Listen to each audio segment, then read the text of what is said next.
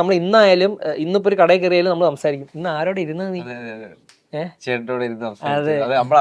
എങ്ങനെ ഇരുന്ന് ഈ ഇടയ്ക്ക് നമ്മളെല്ലാം കൂടെ ഇങ്ങനെ എവിടെ ഇങ്ങനെ ഇരുന്ന് കുത്തിയൊക്കെ ഇരുന്ന് ഒരു കാര്യം പറഞ്ഞോണ്ട് ഇങ്ങനെ ഇരുന്നിട്ട് സിനിമ എന്നിട്ട് കയറുന്നതായിരിക്കും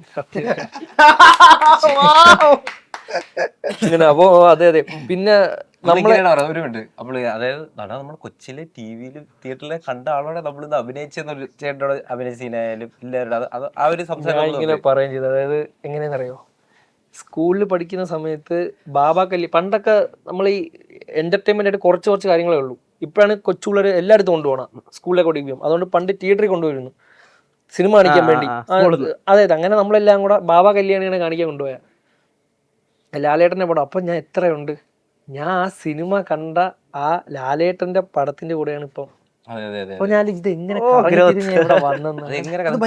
സന്തോഷം, ആരാധന ഉള്ള അതൊരു അത് സോഷ്യൽ മീഡിയ അതിനെ എങ്ങനെ ഡൈസെക്ട് ചെയ്ത് പറഞ്ഞാലും ഇവരുടെ ഉള്ളിൽ നന്ദിയായിരിക്കും.